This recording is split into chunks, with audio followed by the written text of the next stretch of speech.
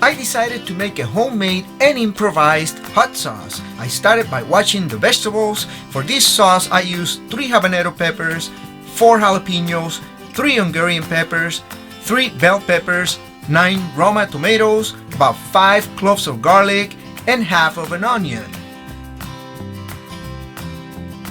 I set my oven in the broiler mode with the heat source coming from the top, and I began roasting all my veggies. I turned them around in intervals of about 2 minutes until they were fully charred. Notice that you can do this process over a flat top or a grill if wanted. As the veggies became ready, I removed them and placed them in a plastic bag. Then I used the empty space to place new and fresh items. The garlic will burn fast and easy, so be careful with it. I broke down the onion in layers to achieve a more even cooking. If you haven't done it, please subscribe and hit the bell icon.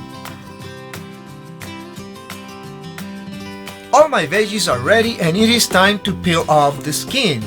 To leave or don't leave the seeds is of personal choice.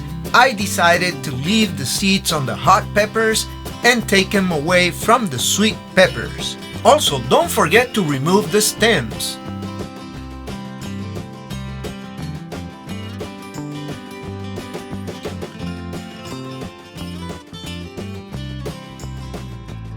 Finally, I added all the veggies in a blender. I also included the juices, and then I seasoned with salt, pepper, oregano to taste, and a little bit of lime juice for a fresh touch.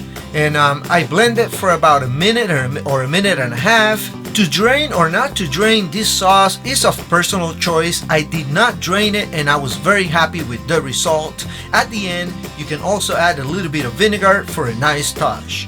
That's it for this episode. Like always, I'll be seeing you on the next one.